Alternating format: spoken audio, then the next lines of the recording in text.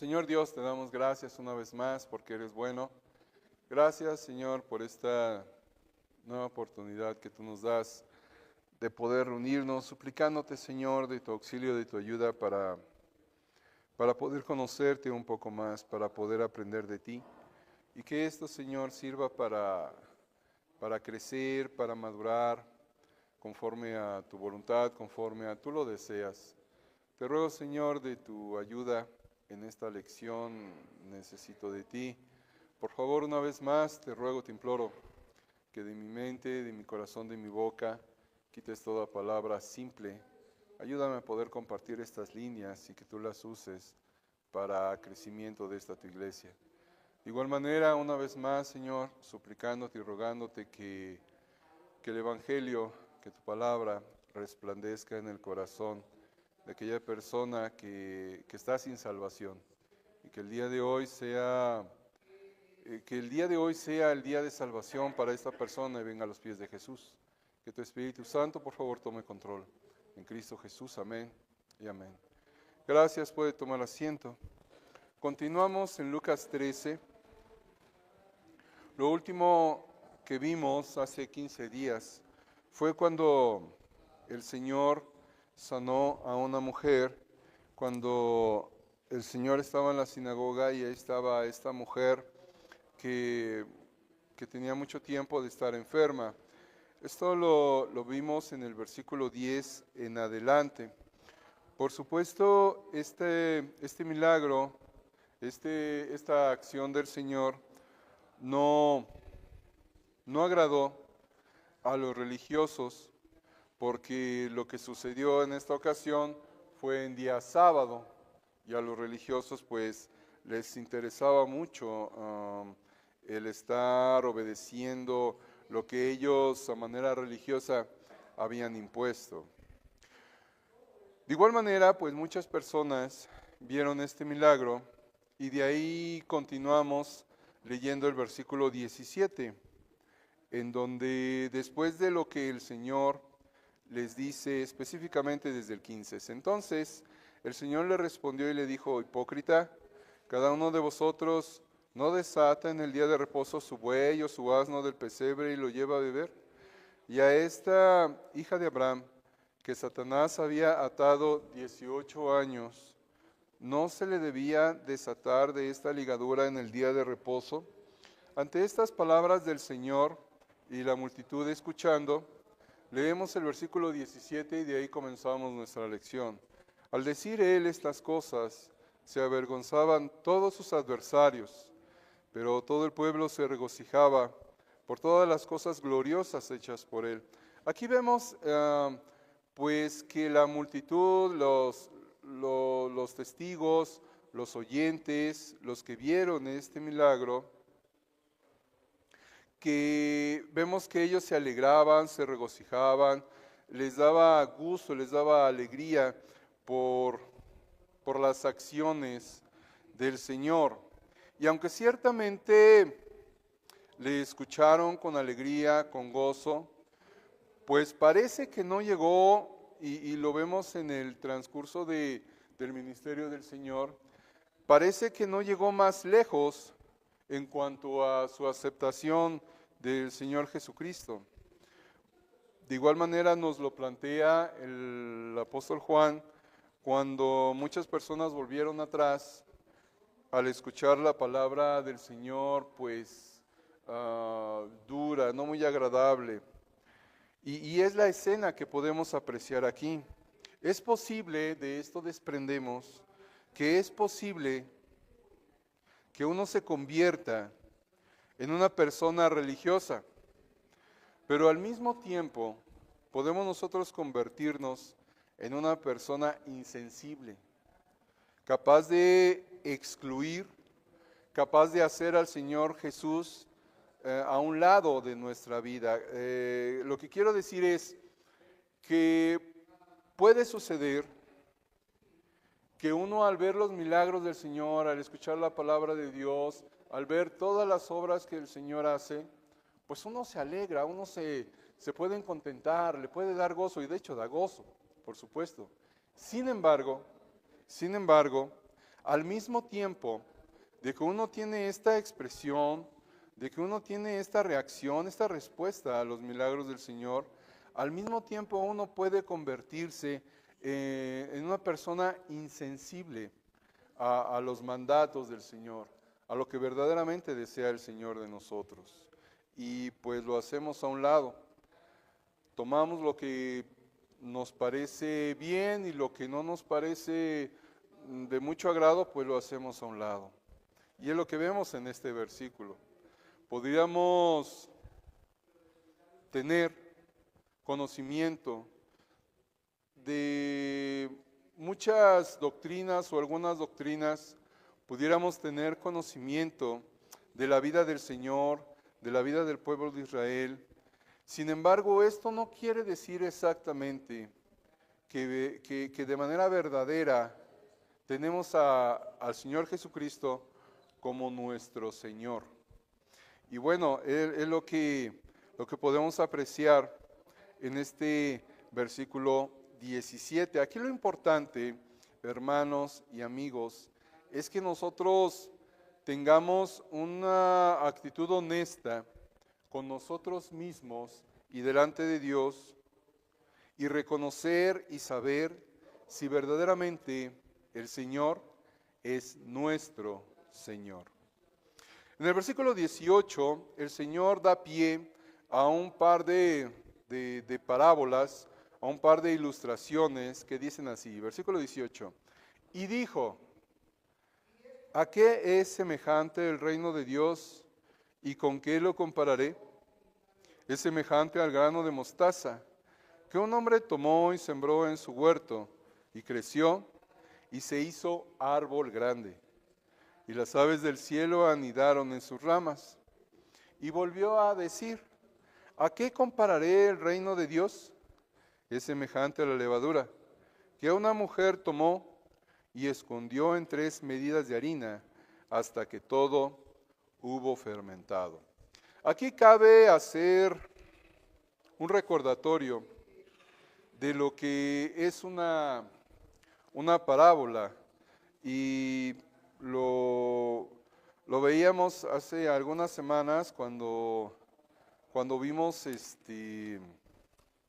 cuando entramos a una parábola, y debemos de recordar que una parábola es un método de la oratoria, un método donde se ilustra una verdad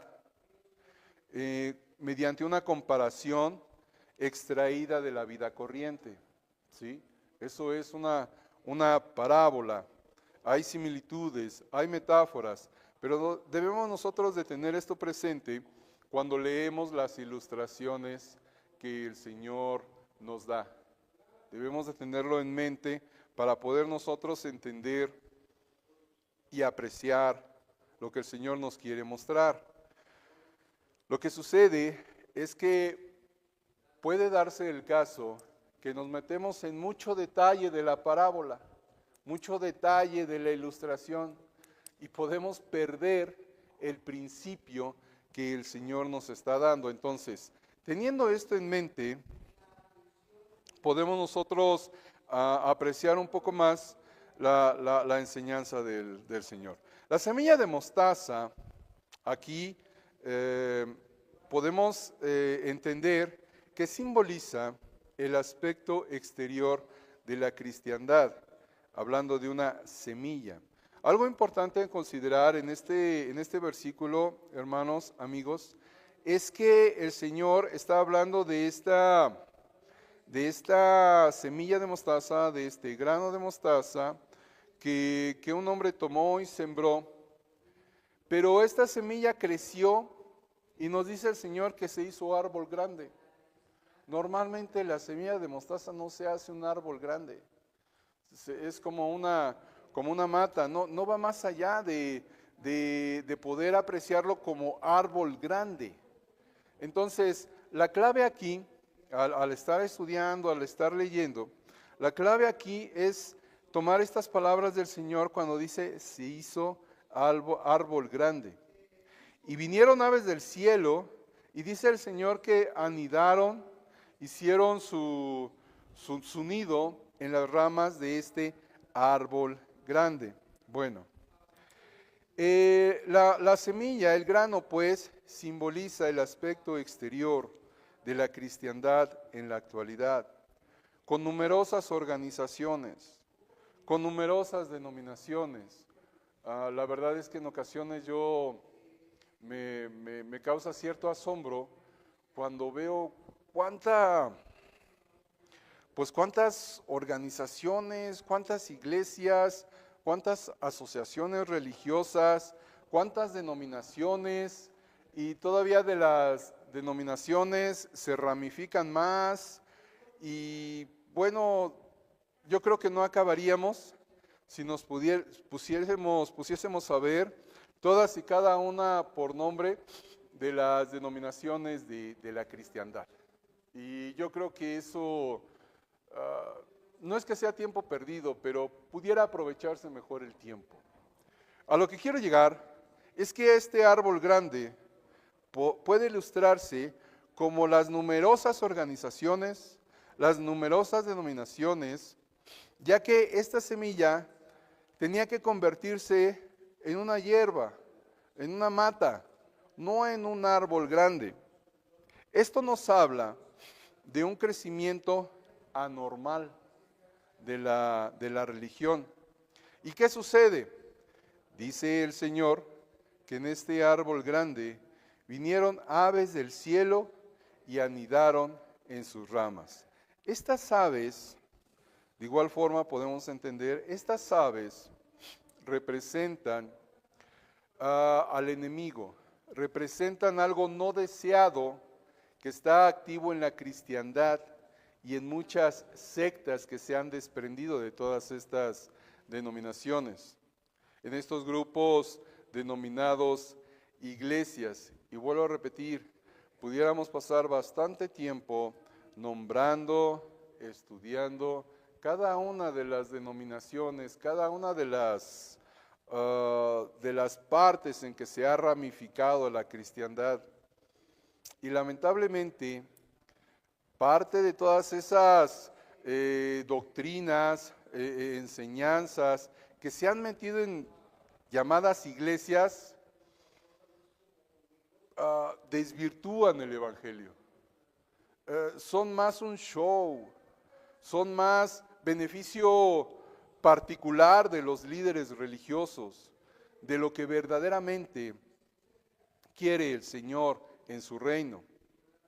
Viene otra figura que el Señor nos da, y además del grano de mostaza, en el 20 nos dice, y volvió a decir, ¿a qué compararé el reino de Dios? ¿Es semejante a la levadura que una mujer tomó y escondió en 3 medidas de harina hasta que todo hubo fermentado? Aquí la levadura no propiamente representa el evangelio, sino el principio del mal. La levadura, tal como se le expone en la Biblia, tal como se usa en la Biblia a manera de figura, nunca representa nada bueno. Se repite varias veces en el texto bíblico, se repite varias veces en la Biblia. Y siempre se utiliza, la mayoría de las veces, si no es que siempre, se utiliza en un sentido negativo. Muchas personas sinceras, y esto debe de reconocerse, pero no por eso se justifica. Muchas personas son sinceras, son honestas en su interpretación, pensando que la levadura, en esta línea, representa al evangelio que se va a extender por todo el mundo, pero pues no es así. No hay tal en la expresión, en la figura de la levadura. El Señor va a establecer, sí, su reino en la tierra, pero eso en su propio tiempo, en el momento oportuno, cuando Él venga ya a instaurar su reino sin ningún ápice, sin ninguna cosa de maldad. Es lo que el Señor nos está mostrando cuando nos habla del grano de mostaza y de la levadura. En el versículo 22 comienza a relatarnos cómo Él se dirige a Jerusalén. Dice el 22, pasaba Jesús por ciudades y aldeas, enseñando y encaminándose a Jerusalén. Aquí vemos que el Señor continúa su viaje en dirección a Jerusalén. Y este viaje dirigiéndose a Jerusalén, ya Lucas nos había hablado de ello anteriormente en el 9:51. Vamos a leerlo. 9:51 dice: cuando se cumplió el tiempo en que él había de ser recibido arriba, afirmó su rostro para ir a Jerusalén. Y él se dirige, encamina sus pasos a Jerusalén, pues para culminar su ministerio y pues viene el desenlace, viene todo lo que le sucedió en Jerusalén. Y en este camino a Jerusalén, pues el Señor sabía perfectamente que lo que le esperaba y lo que le esperó fue la muerte. Este sería ya el último viaje del Señor a Jerusalén. En el 23 en adelante se lee: y alguien le dijo: Señor, ¿son pocos los que se salvan? Y él les dijo: esforzaos a entrar por la puerta angosta, porque os digo que muchos procurarán entrar y no podrán. Después que el padre de familia se haya levantado y cerrado la puerta, y estando fuera, empecéis a llamar a la puerta diciendo: Señor, Señor, ábrenos. Él respondiendo os dirá: no sé de dónde sois. Entonces comenzaréis a decir: delante de ti hemos comido y bebido, y en nuestras plazas enseñaste. Pero os dirá: os digo que no sé de dónde sois. Apartaos de mí, todos vosotros, hacedores de maldad. Allí será el llanto y el crujir de dientes, cuando veáis a Abraham, a Isaac, a Jacob y a todos los profetas en el reino de Dios, y vosotros estéis excluidos. Porque vendrán del oriente y del occidente, del norte y del sur, y se sentarán a la mesa en el reino de Dios. Y he aquí, hay postreros que serán primeros, y primeros que serán postreros. Debemos de hacer un parteaguas, hermanos, amigos, en donde estas palabras que está diciendo el Señor no es una parábola, es una definición de lo que va a suceder. Y él marca ahí una diferencia en aquellos que se van a dirigir al Señor y le van a decir: Señor, pues aquí estamos. Pero el Señor les va a decir: pues no sé de dónde sois, no sé de dónde sois. Y es difícil hablar de esto, o mejor dicho, es difícil entender esto, porque no es muy popular, porque no es muy agradable, porque no es muy ameno, y sinceramente pues no causa mucho agrado cuando retomamos las palabras del Señor y Él dice que verdaderamente va a haber una diferencia entre quienes son seguidores del Señor verdaderamente y quienes no lo son. Hay un intento de justificación en el versículo 26, cuando el Señor dice: entonces comenzaréis a decir: delante de ti hemos comido y bebido, y en nuestras plazas enseñaste. Pero eso no les va a justificar para verdaderamente estar en la puerta, en la presencia del Señor. Por supuesto que hay un problema para el ser humano que pocas veces tiene en cuenta. Y siendo honesto, hermanos, amigos, este problema sí, muy pocas veces lo tenemos en cuenta. Este problema muy pocas veces lo consideramos. Y las consecuencias pues mucho menos. Y es el asunto de la eternidad. Esto se desprende de la pregunta que vemos en el 23, cuando le preguntan al Señor: ¿son pocos los que se salvan? Cuando testificamos a las personas, en lo particular, cuando me acerco a las personas para hablarles de Cristo, para hablarles de su necesidad de salvación, para hablarles de que necesitan a Jesús para poder ser salvos, dentro de la misma justificación del ser humano existe, bueno, ¿y qué de los demás? Existe la pregunta, y a manera de justificación, repito, ¿qué de los demás? Por ejemplo, empiezan a articular las personas para justificarse. Yo fui así. ¿Qué de aquellas personas que no escucharon el Evangelio y murieron? ¿Qué de aquellas personas que están en los confines de alguna tierra, en lo alto de alguna sierra, lejos en alguna costa o en alguna isla y no escucharon del Evangelio? Y el Señor nos lo explica en su palabra, qué sucede con ellos. Pero aquí lo importante, cuando tú estás escuchando este mensaje, es ¿qué de tu salvación? ¿Qué de tu salvación? Asegúrate de que tú eres salvo. En este breve discurso, el Señor deja bien en claro, quiénes son los que son salvos y quiénes son los que creen que son salvos, pero pues lamentablemente no lo son. Y en todo el mensaje del Evangelio, el Señor vez tras vez clarifica esta situación. En Marcos capítulo 1, al inicio, tanto al inicio del Evangelio como al inicio del ministerio del Señor Jesucristo, Él fue bien claro. Él fue verdaderamente, sin lugar a dudas, sin lugar a que pudiera ser complicado, ¿cómo es que nosotros podemos ser salvos? En el versículo 15,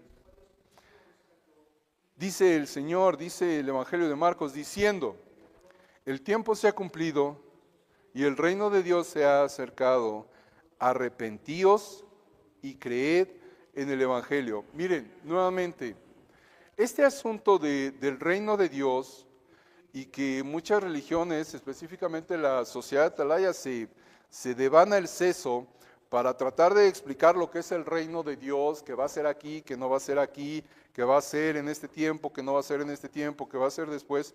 El reino de Dios sencillamente es para aquel que recibe, que comprende y que acepta a Dios como Rey. A Dios como Rey. Aquella persona que cree, que recibe, que acepta a Dios como Rey, esa persona es aceptada en el reino de Dios. Viene a ser súbdito y ciudadano del reino de Dios. Y es el mensaje que el Señor dice. El tiempo se ha cumplido, es hoy. El reino de Dios se ha acercado, el mensaje es anunciado. ¿Qué es lo que debe de hacer la persona? Arrepentirse y creer en el Evangelio. El Señor nuevamente aquí en Lucas es lo que está tratando de decir, lo que está clarificando ante la pregunta de, pues, ¿quiénes son los que se van a salvar? ¿Serán muchos? ¿Serán pocos? El Señor dice desde el inicio que aquel que se arrepiente y cree en el Evangelio será aceptado en el reino de Dios. Es lo importante para el ser humano.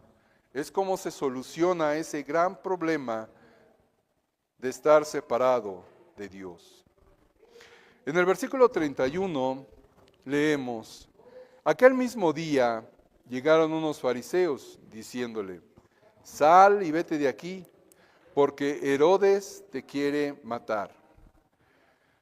Y les dijo, id y decida a aquella zorra, he aquí, echo fuera demonios y hago curaciones hoy y mañana, y al tercer día termino mi obra. Sin embargo, es necesario que hoy y mañana y pasado mañana siga mi camino, porque no es posible que un profeta muera fuera de Jerusalén. Ante esta advertencia de los fariseos, sincera o no, no lo sé, pero esta advertencia, cuando llegan estos fariseos y le dicen, vete, porque Herodes te está buscando para matarte, vete, sal de aquí, pues yo creo que escuchamos esta expresión del Señor hablando de Herodes, diciéndole zorra, y no es que hablemos de una persona de dudosa reputación. La verdad es una de las pocas, si no es que la única, cuando el Señor se dirige de esta manera. Yo no me voy a atrever a calificar o a tratar de darle una explicación a por qué el Señor utiliza esta palabra. La verdad es que el juicio llegó para Herodes y el Señor es a quien le entregó cuentas. Pero cuando el Señor dice, decida aquella zorra, pues ya es bastante que decir al respecto de la persona de Herodes. Aquí lo importante que debemos de considerar es lo que continúa diciendo el Señor cuando dice, echo fuera demonios y hago curaciones hoy y mañana, y al tercer día termino mi obra. Aquí lo importante y lo que está enfatizando es su ministerio, su ministerio. Recordemos que todos esos milagros, todas esas señales que el Señor hizo a través de todo su ministerio fue para confirmar las palabras que de su boca salieron con respecto a la necesidad de que las personas crean en el Señor Jesucristo. Y eso nos lo explica el apóstol Juan al final de su evangelio, en el capítulo 20,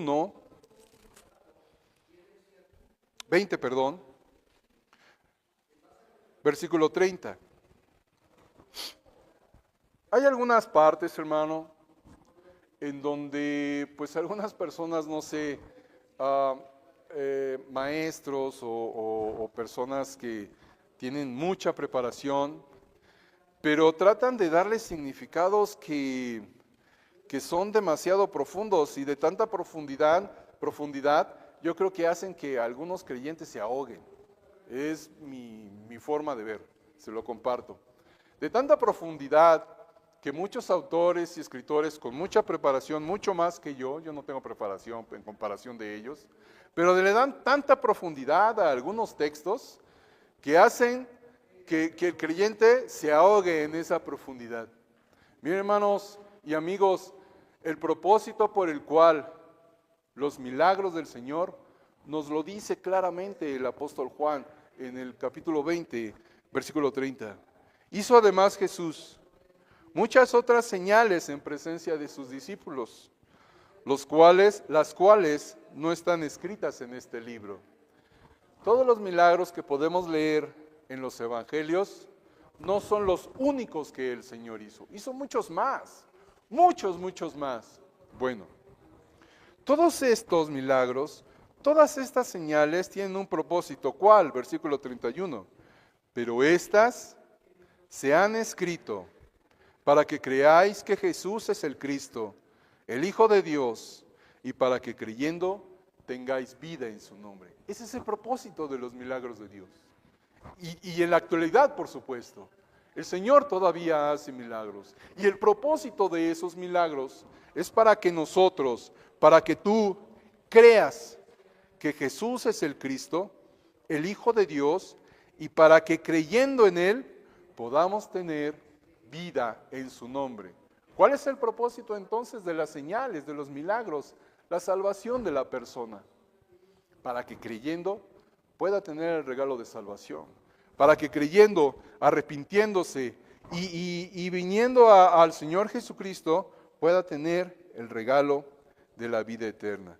Es lo que, regresando a Lucas 13, es lo que el Señor está diciendo, que vayan y le digan a aquella zorra, Herodes, he aquí echo fuera demonios y hago curaciones, señales, hoy y mañana, y el tercer día termino mi obra, haciendo referencia a su crucifixión y resurrección.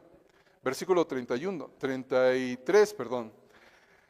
Sin embargo, es necesario que hoy y mañana y pasado mañana siga mi camino, porque no es posible que un profeta muera fuera de Jerusalén. Jerusalén, Jerusalén, que matas a los profetas y apedreas a los que te son enviados. ¿Cuántas veces quise juntar a tus hijos, como la gallina a sus polluelos debajo de sus alas, y no quisiste? He aquí, vuestra casa os es dejada desierta, y os digo que no me veréis hasta que llegue el tiempo en que digáis, bendito el que viene en nombre del Señor. Esta ocasión da oportunidad y vemos aquí el lamento del Señor sobre la ciudad de Jerusalén, donde dice, ¿cuántas veces quise juntar a tus hijos, dirigiéndose a la ciudad de Jerusalén, dirigiéndose a la ciudad del gran rey, hablando de David, dirigiéndose a esa ciudad de donde era el centro religioso, el centro político, el centro social de los judíos? El Señor dice, ¿cuántas veces quise juntar a tus hijos, como la gallina a sus polluelos debajo de sus alas? No sé si usted ha visto cuando un pollito se acurruca en la gallina, busca su calor, ahí lo más pegado que puede estar en la gallinita. Y por supuesto, pues la gallina, siendo ahí un pequeño ejemplo y vivo ejemplo de una madre, cuando cuida, acurruca, protege, ahí está amparando al pollito. Es la figura que toma el Señor para decir, yo quise hacer lo mismo con ustedes. Yo quise tomarlos de esta manera. Es un lamento y podemos apreciar la tristeza del Señor para con la ciudad, en donde dice, mira, yo quise tenerte aquí cerquita. Yo quise tenerte aquí cerca de mi calor, bajo mis alas, hablando de su amparo, hablando de su cobijo. Pero lo más triste y lo más lamentable que sucedió en aquel tiempo, en ese instante, se resume en lo que dice aquí, y no quisiste. Y no quisiste. Casi se concluye este capítulo 3, hermanos, con esta, y de hecho se concluye, con esta escena triste, lamentable, en donde el Señor hace esta expresión de quebranto, yo creo, en su corazón. De hecho, sí, podemos apreciar eso. Cuando habla de Jerusalén, ahí a donde fue enviado el Señor a los judíos, a su pueblo, pero no quisieron. Históricamente podemos ver mucho desenlace y me gusta mucho este pasaje, no por lo que sucedió, sino el asunto histórico. Cuando la ciudad cayó a manos del general Tito. Y se cumple la profecía que el Señor hizo al respecto de la ciudad de Jerusalén. Pero hermano, esta expresión que el Señor hace sobre la ciudad y al respecto de la ciudad, de que Él quiso juntarlo, quiso acercarlo a Él, pero no quisieron, claro que es lamentable, claro que es triste. Y si nos quedamos hasta ahí, pues pudiéramos apreciar el hecho histórico, el lamento del Señor, la tristeza del Señor para con su pueblo. Pero hermanos, todavía, en la actualidad, todavía ese anhelo, ese deseo del Señor para con su pueblo existe, para con los suyos, de querer Él cobijarnos, de querer Él ampararnos. Pero ¿sabe cuál es el problema? Que nosotros no queremos, no resistimos. Ojalá fuéramos como los pollitos, que sin pensarlo buscan el calor. Ojalá fuéramos como ellos, ¿verdad? Nomás por instinto el animalito. Pero creo que todos nuestros pensamientos, todo lo que hay en nuestra mente y en nuestro corazón, muchas veces nos impide que queramos venir al Señor. Tal cual somos, tal cual estamos, venir al Señor. Y Él nos ampara, Él nos cuida. Primeramente para salvación. Primeramente para salvación. Y una vez que Él nos ha reconciliado con Él mismo, una vez que nosotros hemos aceptado su invitación, pues hermanos, qué mejor vivir bajo su amparo, qué mejor vivir bajo su cobertura, pero muchas veces somos rebeldes y no queremos, no queremos. Solamente usted en su corazón y el Señor saben el motivo, saben el por qué, pero sinceramente es algo necio el no querer venir al amparo del Señor, el no querer venir a su cobertura. Continuamos el 14, el próximo domingo vamos a orar. Señor, te damos gracias por este tiempo, la verdad es que hay muchísimas cosas, Señor, que conocer, aprender. Sin embargo, Señor, puede resumirse en que tú nos amas, tú quieres ampararnos, procurarnos. Y nosotros, Señor, muchas veces somos rebeldes y no queremos venir a ti. Perdónanos y que este sea, Señor, pues un motivo, una ocasión para recordar lo bueno que eres y que, Señor, no hay mejor lugar que estar bajo tu cobijo, bajo tu cuidado. Que pongamos en orden nuestro camino delante de ti. Bendice el tiempo que sigue. Gracias por la paciencia de los oyentes en Cristo Jesús. Amén.